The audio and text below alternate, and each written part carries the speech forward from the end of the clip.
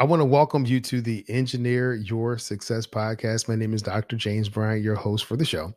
This podcast provides tools, tips, and techniques to help you achieve success both in business and in life. It is my pleasure to help guide you on your journey to engineering your success and designing a life where you are winning at work and at home.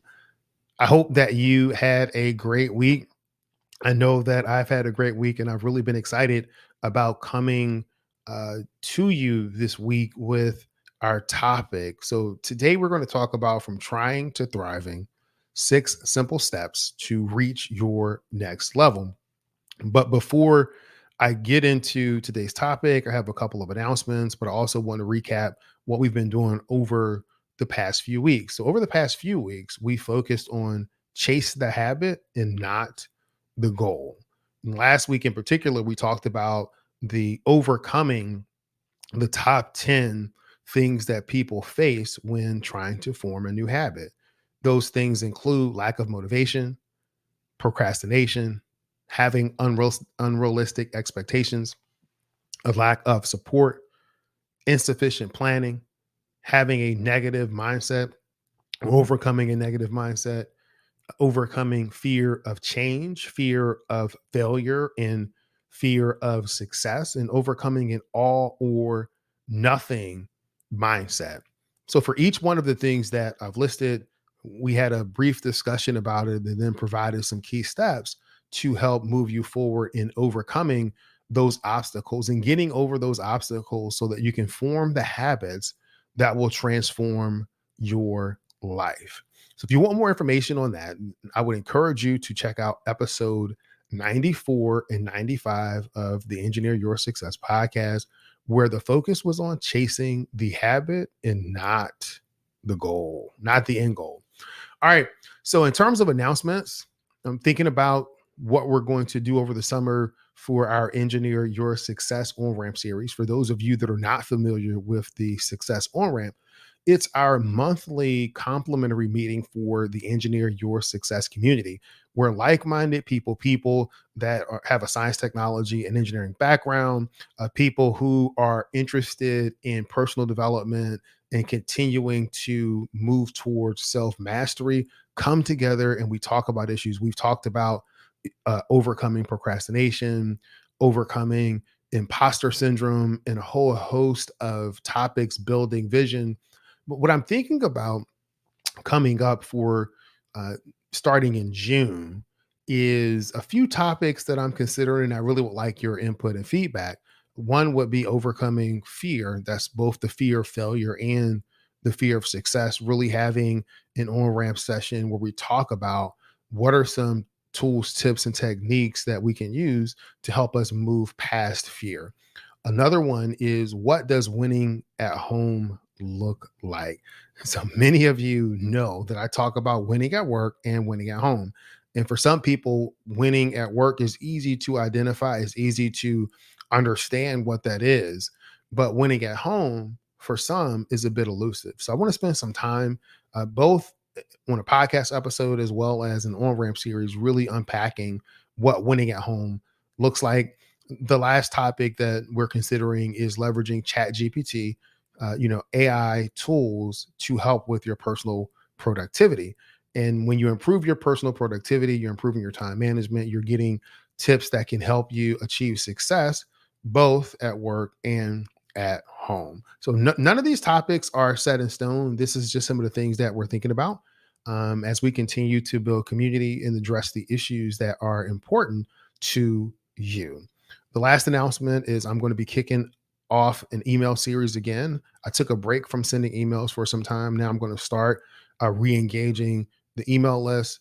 And the first thing that we're going to start with is, I think, an issue that addresses not just engineers, but other people as well. And one of the things that I stress on the podcast is that engineers are people too. And they face the same challenges. We face the same challenges that everyone else faces. So when we did our market research and then talking to people in our circles, it became evident that one of the things that our community could use is just a voice of encouragement and motivation. And so if you would like to receive a short email or video message just in terms of a quote or a motivation on starting on Mondays, you can use the link in the show notes to sign up for the email list. So on Mondays, you'll get that. On Wednesday, you'll get some additional information, maybe some type of a tool that you can use to help you continue to achieve success. Okay, so let's get into today's episode, From Trying to Thriving: 6 Simple Steps to Reach Your Next Level. A lot of this came up for me, at least this topic came up for me as a result of what we were doing on the podcast. And then I also read a book by Craig Rochelle, and that's The Power to Change: Mastering the Habits That Matter Most. And in that book, it's broken up into 5 major parts. So part number one is who, not do. So talking about, you become your actions and what you do are based on who you are, right? Your habits are based on who you are, that identity piece. Part two was a segment on training, not trying. And that one is we're going to focus on today, or at least some of the takeaways that I had and how I have incorporated that into my practice. And what does it mean, the training versus trying? um Part three was habits, not hope. Hope is great, but hope's not going to bring the transformation. But the daily activities that you do, the habits that you incorporate on a daily basis, that's where the transformation is going to happen. How you have to work on sowing, not reaping, because if you sow, the reaping will come. But if you just focus on that end result, on the fruit, and you're not sowing seeds, then eventually you're going to run out of things to reap. And the last part that he talks about is that it's in God's power, not willpower. So there's a point where we're trying to achieve something, and you get to that point and you say, I can't do it and I need help. And so in this context, Craig Rochelle is talking about really relying on God's power to help you achieve that habit, to help you continue to move forward. But the concept that really kind of stood out to me, that grabbed my attention, was when he started talking about the difference between trying and training. So as soon as I heard it, it clicked with me, right? I found myself really exploring the concepts mentally, thinking about it. Yeah, there is a difference between trying and training. When I got into meetings with my clients, guess what topic would come up? The difference between trying and training. There are a few kind of quotes, so to speak, that came out of the book, or at least ideals that I've grabbed out of the book. One is, instead of trying to emulate outcomes, focus on emulating the inputs of the people that you admire. Because sometimes we see what other people are doing and we want that outcome, but we can't have the outcome unless we're willing to put in the work and do the inputs that drive that outcome. Another one is, we don't get results by focusing on results. We get results by focusing on the action, the daily inputs that lead to the results. And the last concept, so I think, none of these things are new, but it was great to have a good reminder, is that you may not be able to control the outcome, right? You can't control the outcome. The outcome is in the future. But what you can do, and what you have complete control over, are the actions that you take today, are the actions that you take right now. So, let's get into just the differences between trying and training. And so we're going to start talking about trying, and then we're going to move over into training. And then we're going to talk about these 6 steps that can really help move you from trying to thriving. So when we're talking about trying is when you put forward some effort to do something that you may or may not be familiar with. So trying, by its nature, is going to be temporary. It does not include a long-term commitment. I'm going to try this. You're not committing to it, but you're going to try it. And trying does not have any clear long-term goals, because it is not a long-term activity. You're trying it to see if you like it. You're trying it to see if you want to commit, but you are not committing. So none of these things, when we talk about trying, is bad. or wrong, but they're just general characteristics that come up with trying. So you may be familiar with the nursery rhyme, if first you don't succeed, try again. So there's nothing wrong with trying, but I do believe when we get to the concepts of training, training is much better, just in terms for your long term success in the goals that you may have in life. So, trying here, a few pros about trying. Trying provides exposure to new skills and ideals. You can explore different interests. Trying also provides the opportunity for variety, and so when you try something that you've never done before, you expand the boundaries of your definition of possible. And so if the choice is between trying or doing nothing, I'm going to tell you right now, trying will win every time. I would much rather have someone try to do something than nothing at all. And you can get into the Yoda quote where, he says, to Luke, do or do not. There is no try. I get that. That goes to your intent and what you're going to do. And I would say the definition that we'll get into for trying, probably, I mean, for training, goes into that a little bit more. But again, some of the positives of trying, it can expose you to opportunities for growth, and it can expand your definition of possible, and it can help you find your passion. So, in terms of the limitations of trying, it can be inconsistent effort. There's no way to measure long-term meaningful progress. There's no path for long-term success because it's not a long-term activity. And mastery, which actually comes with consistent effort over time, is you're not going to get any kind of mastery over life or over skill by just trying a little bit of this and a little bit of that, because it leaves little room for mastery. And the last thing that I'll say about trying is, by nature, it is not a commitment.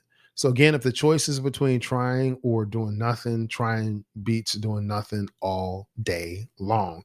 But I do believe that there is real power in thinking through this concept of training. And when I think about training versus trying, it really clicks, and it really makes a difference in how you approach moving forward. So when I think about training, training is a deliberate, consistent effort over time with the intent to achieve a desired outcome. So training by nature is study. It's an ongoing commitment to the development of a specific skill or pursuit. It requires long-term dedication, which is crucial for achieving mastery over a skill or in an area of knowledge. Training has very clear goals and objectives that provide focus and direction. And another way to look at training is deliberate practice, because training involves intentional targeted practice aimed at improving performance. It's aimed at improving performance. And here's the thing: you can't improve what you don't measure. If you're not measuring your time, your weight, or your score on something, it is very difficult to actually improve it. So when we talk about training, and even when we talk about chasing the habits and not the goal, it doesn't mean that you don't measure, but what it means is that you don't get caught up on the measurement. You really focus on the inputs, because if you do the inputs, then the outcome is going to come. So the benefits of training: it develops long-term mastery. It helps you do that anyway. It also increases your self-confidence and your competence in an area, because you're continuing to grow. You're putting in the reps. You are doing the work. You're able to develop greater resilience in the face of setbacks, because you are continuing to train and continuing to push. And it encourages steady progress for growth. So when we think about this, and how would it come up? So are you going to try to be a better communicator, or is it better for you to train to be a better communicator? Just think about that. Just think about that. Are you going to try to be fit and healthy, or are you going to train to be fit and healthy? Are you going to try to meditate, or are you going to train to meditate? When you think about trying versus training, I want you to be honest with yourself and let me know, which one do you think is going to get you to your long-term goal? Which method is going to get you to your dream? Is it going to be trying, or is it going to be training? I would say it's going to be training, because when you say you're going to train to be a better communicator, you begin to identify those things that you need to work on. So, one area that really showed up for me is podcasting and doing the radio and having the mic. So, I started off doing a radio show, Business Excellence, brought to you by Better You for You on IBGR, which was the International Business Growth Radio Network. So I was asked to come on and do a weekly radio show. I had never done a radio show before. And so I got my mic and I'm there and it's a live show and I'm really nervous and I'm going through and I'm learning new content. It was an amazing learning opportunity for me. But I really thought that there were areas that I could improve. And so I had to make a decision. Was I trying to be a radio host? Was I trying to be a podcaster? Or was I actually going to take the steps to train to get better? So, one of the things that I had to really train myself to do was to go back and listen to my shows, to listen to my voice. I really didn't want to listen to my voice. I really didn't want to hear it. But going back, particularly in the beginning, you would hear a lot of breaths, a lot of ums and ahs. And if you were to find one of those recordings from an early show compared to now, it seemed like I was just playing around back then. It was that bad. But I had to start training my voice, whether it was projecting my voice, whether it was learning how to breathe, whether it was updating and getting the proper equipment, whether it's looking at the lighting, so different things that you can do to help train you towards where you want to go. But those were all of the things that I had to do. I had a long-term client who is also a podcast listener. One day we were ending up a session and he says, "Hey man, I've listened to a few, I've been listening to your podcast and I listen to other people's podcasts. And I just want to compliment you on the quality of your show." And again, that quality all comes back to the training, putting the work in to master a skill. And by no means do I think that, I'm perfect and I'm continuing to improve, but that's just a quick story on the difference between trying and training. If you think about having um a coach or an athlete, you know, they train, right? They have a coach and they train. They may work on free throws if it's basketball. They may work on their dribbling. They may work on rebounding. They may work on their overall health, but training is a big part of what they do, even when they're professional athletes. They don't stay where they are by not training, they improve by training. So if you want to improve where you are in your business, you want to improve where you are in your profession, you want to improve your ability to win at home, then identify those things that may be an issue and start training to get better. Stop trying and start training. So these 6 steps that you can take to move from trying to thriving. One, identify your goals and objectives. And a lot of this, what we're going to talk about, really fits in nicely with the engineer's blueprint for success. Because in the engineer's blueprint, the number one thing we talk about is identify I mean, identify, focus on what matters most to you. So when we talk about identifying your goals and objectives, that's a way of you focusing on what really matters most to you. Step number two here in these 6 steps is develop a structured plan for progress. And so these are training activities that you can do to help you get closer to your goal. These are habits that you want to incorporate into your daily life. You're looking at milestones, timelines. What are some of the actionable steps that you can take? You want to break the plan up into pieces and phases where you can continue to move forward to make it manageable so that you can maintain motivation and have a sense of accomplishment. Part of breaking it down into smaller steps is so that you can continue to be consistent, achieve, gain momentum, consistent, achieve, you gain momentum, and you continue to gain momentum as you are incorporating that habit, as you are incorporating training into your everyday life. And step number three, I think, is one of the most important ones, and that's actually putting in the work. You can identify what matters most. You can have a plan that will get you there, but if you don't execute and put in the work, you are not going to get there. You're going to have words on paper, you're going to have thoughts in your brain, but you're not going to have the transformation in life that you want. So you have to put in the work, and as always, make adjustments as needed. The next step is, listen, if you need help, find a mentor or coach or a mastermind group or community that can help support you to help you get to that next level. I mentioned athletes, they're professional athletes, they have coaches.